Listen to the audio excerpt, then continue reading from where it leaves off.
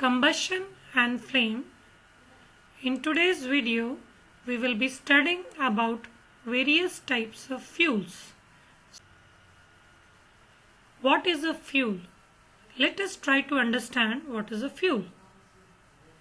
Any substance which is easily available and burns in air at moderate rate, producing a large amount of heat energy without leaving behind any undesirable residue is called fuel. Example: wood, charcoal, petrol and kerosene, etc. Let's try to understand the definition. That means any combustible substance which is easily available, it should be easily available. 2. It should burn in air at a moderate rate, means it should burn at a average speed. It should not burn very fast, it should not burn very slow. Next, it should produce a large amount of heat energy. Only then we'll call it as a fuel. Next thing, it should not leave any undesirable residue after burning. So nothing should be left after burning. So the fuels which leave behind lot of residue, they are not good fuels. So let's proceed with the ideal fuel. Let us study what do we mean by ideal fuel. There is probably no fuel that could be considered as an ideal fuel. We should look for a fuel which fulfills most of the requirements for a particular use. So ideal fuel जैसा कोई एक fuel मिल जाए, it's difficult. The only thing that we can do is we have a list of characteristics of a good fuel. So we will study these characteristics of good fuel, and whichever fuel has most of these properties, we can consider that fuel as a good fuel. 1. It should be cheap and easily available. सस्ता होना चाहिए और आसानी से मिल जाना चाहिए. 2. It should be easy to store. उसको store करना easy होना चाहिए. It should burn at a slow rate and its combustion should be controllable. Slow speed पे burn करे so that कि उसके जलने के process को हम handle कर सकें, वो हमारे out of control ना जाए. 4th, it should have a low ignition temperature. That means it should catch fire at a low temperature. 5th, it should produce very small amount of residue as ash. जलने के बाद पीछे राख बहुत थोड़ी बचनी चाहिए, और अगर बिल्कुल नहीं बचती है तो वो फ्यूल और भी अच्छा है. It should have a large calorific value, means it should be able to produce huge amount of heat. Calorific value means amount of heat produced by burning 1 gram of fuel. Unit of calorific value is kg per joules. It should not produce gases which pollute the air. So it should not cause air pollution. It should not produce any hazards during transportation. यानी कि एक जगह से दूसरी जगह ले जाते वक्त कोई नुकसान नहीं होना चाहिए, और उसको एक जगह से दूसरी जगह ले जाना आसान भी होना चाहिए. It should be easily transportable.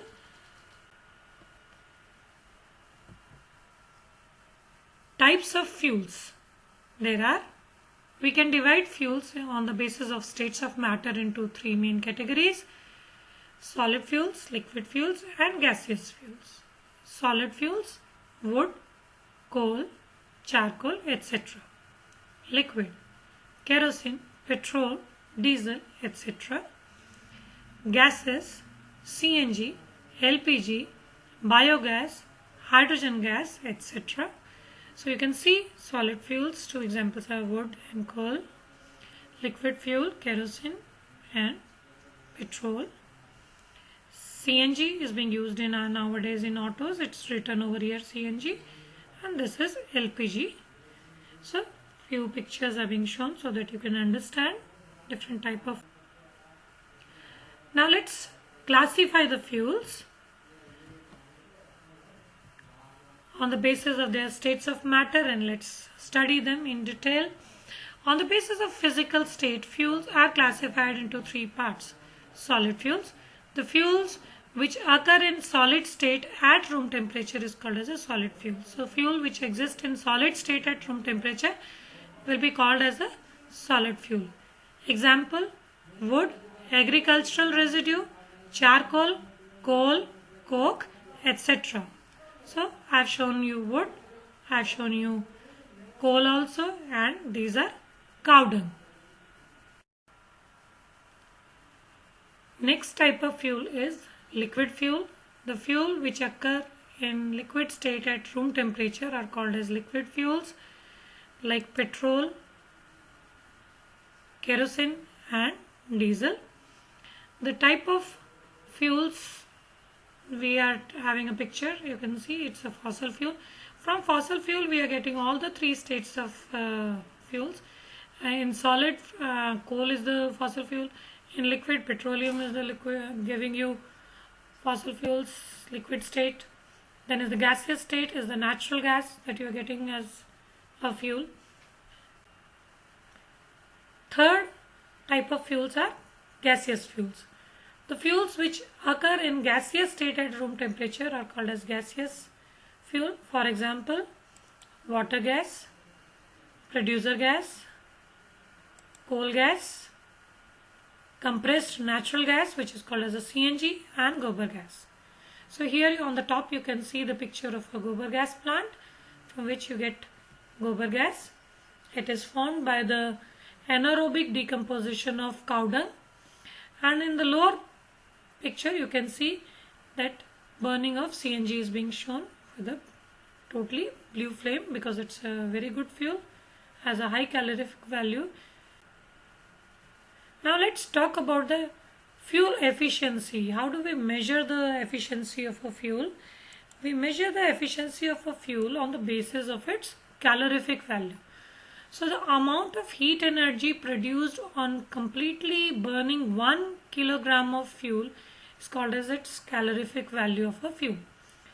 The more is the calorific value of a fuel, more is the efficiency of the fuel.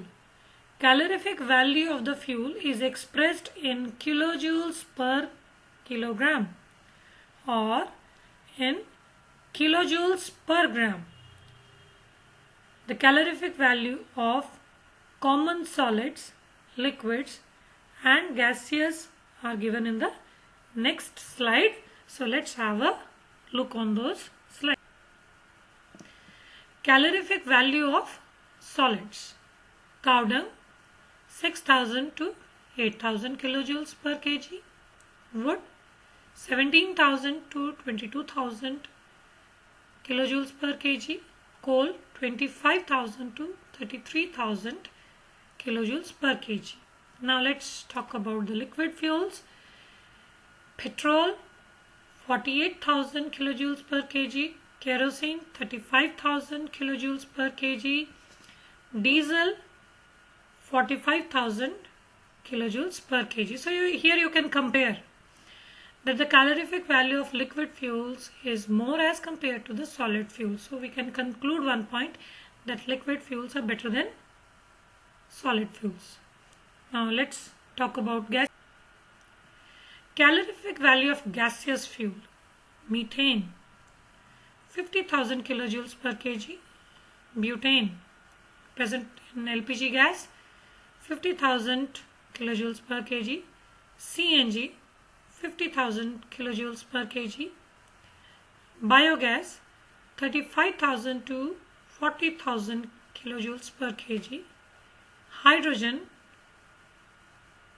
1,50,000 kilojoules per kg. From here you can understand that when we are comparing the calorific value of solids, then liquids and gases, now you can yourself understand that the calorific value of gaseous fuel is the highest.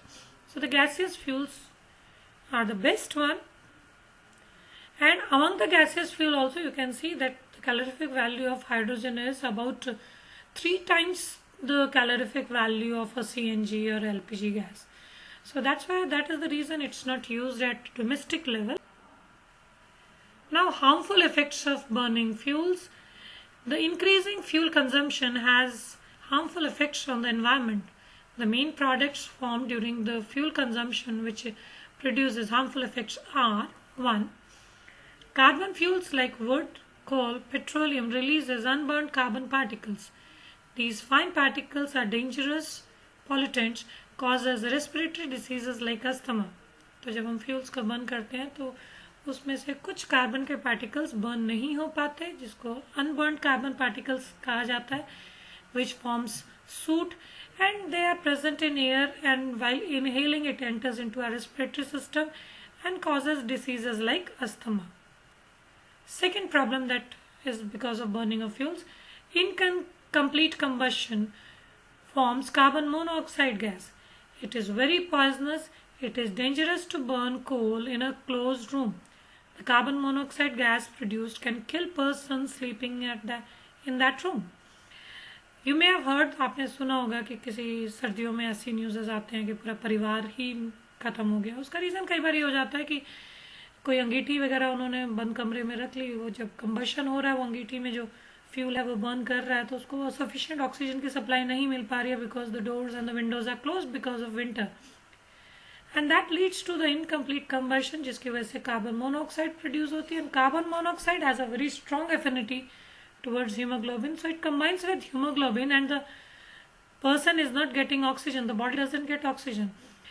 अगर person जाग रहा है तो he will be able to feel the suffocation and the situation can be still handled, but if the person is sleeping, पूरा घर मान लो सो रहा है, तो सोते ही कंडीशन में वो पहले अनकॉन्शियस कंडीशन में पहुंचते हैं, then they reach the coma condition, and from coma then they reach death condition.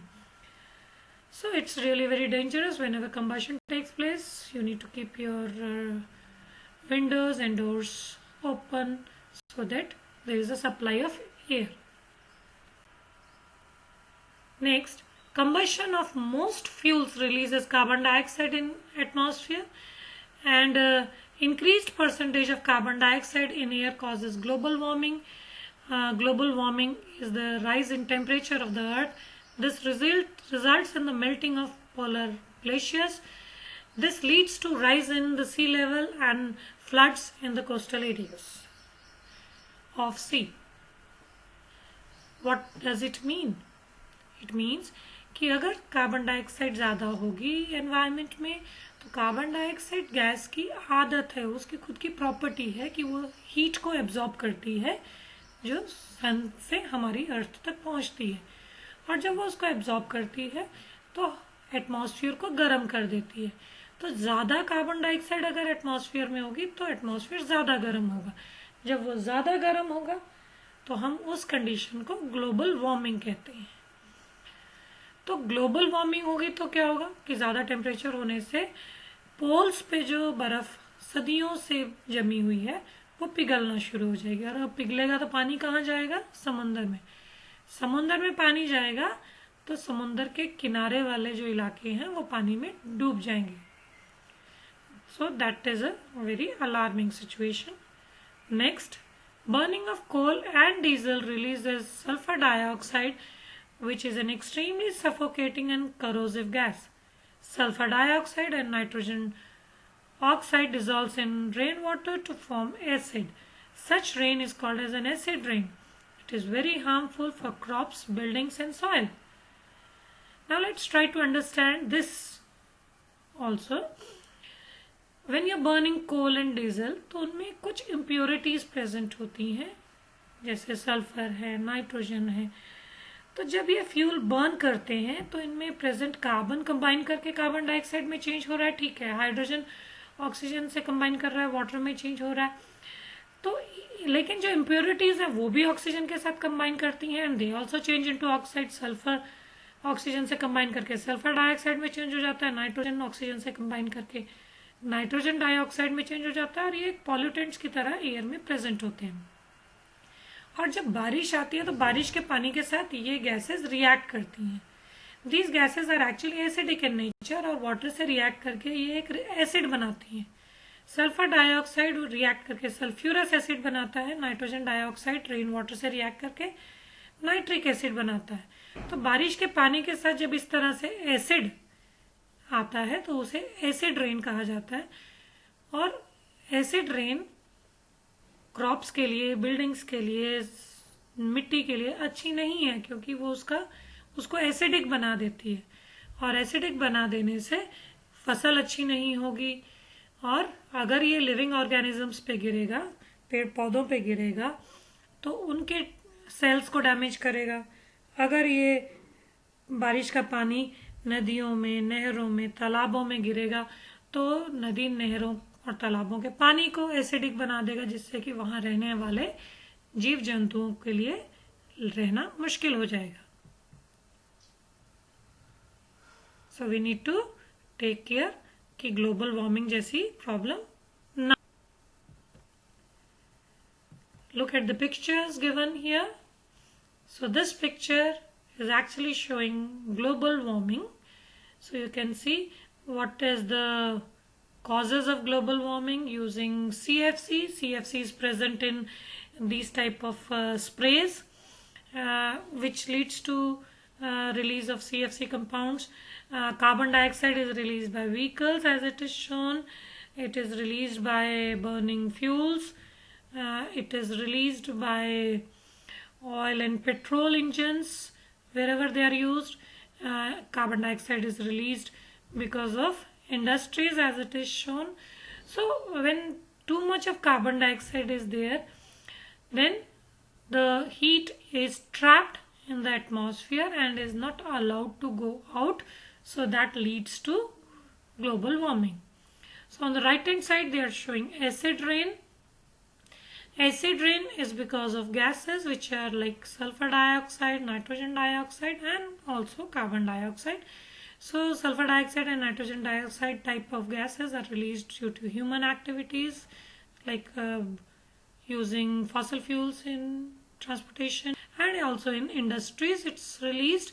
So when it reacts with the rainwater and comes down, so that leads to acid rain. So we need to be very careful while using. Wood is also used as a fuel. Burning of wood gives a lot of smoke, which causes air pollution and is also very harmful for human. It may lead to many respiratory problems. Cutting of trees for obtaining wood leads to deforestation, which is quite harming to the environment. So when we are using wood as a fuel, we are actually cutting trees, and trees are really very necessary because they can convert carbon dioxide present in the atmosphere into oxygen. So they gives us fresh air. They give us so many things, but here we are only talking about that they give you fresh air. So they are giving you oxygen. So cutting trees is not at all good, because that's going to make the environment more in carbon dioxide. It is going to make the environment more polluted and will make the environment not fit for the survival of human beings. So human beings need to be wise enough not to cut the trees and grow more and more trees. Sixth point, carbon dioxide when burns produces carbon particles of smoke or the ash which gets suspended in air, means लटक जाते हैं, लटके हुए होते हैं. Excessive amount of them in the air can cause breathing problems. So these are unburned carbon particles. वो carbon के particle जो कि जल नहीं पाए और वो एयर में प्रेजेंट होते हैं, तो वो अगर हम हमारी हवा के साथ हमारी रेस्पिरेटरी सिस्टम में अंदर जाते हैं, जब हम सांस लेते हैं, तो वो बहुत सारी ब्रीदिंग प्रॉब्लम्स क्रिएट कर देते हैं. So again we need to choose fuels very wisely. Fire is a good slave but a bad master. इसका मतलब क्या है कि जो आग है वो अच्छा नौकर तो है, यानी कि अगर आप आग को नौकर बनाकर रखोगे, यानी कि आप उसको हैंडल करके रखोगे, तो आप उसको इस्तेमाल कर सकते हो. जैसे हम इस्तेमाल करते हैं कि कुकिंग के लिए, गाड़ियां चलाने के लिए, वो सब ठीक है. यानी कि जब तक वो आपके कंट्रोल में है, good. But is a bad master, यानी कि अगर वो तुम्हारा मालिक बन गया, आग ने तुम्हें टेक ओवर कर लिया कि तुम्हारे हाथ में कुछ नहीं है और सब कुछ उसके हाथ में है, फिर तुम्हारे लिए कंडीशन डिफिकल्ट हो जाएगी, क्योंकि फिर वो सब कुछ जलाकर राख कर देगी. So we need to use fire very wisely so that we can handle it, कि हमारे पास ऐसी सिचुएशन ही नहीं आए कि वो आउट ऑफ कंट्रोल जाए और हमें आग बुझानी पड़े.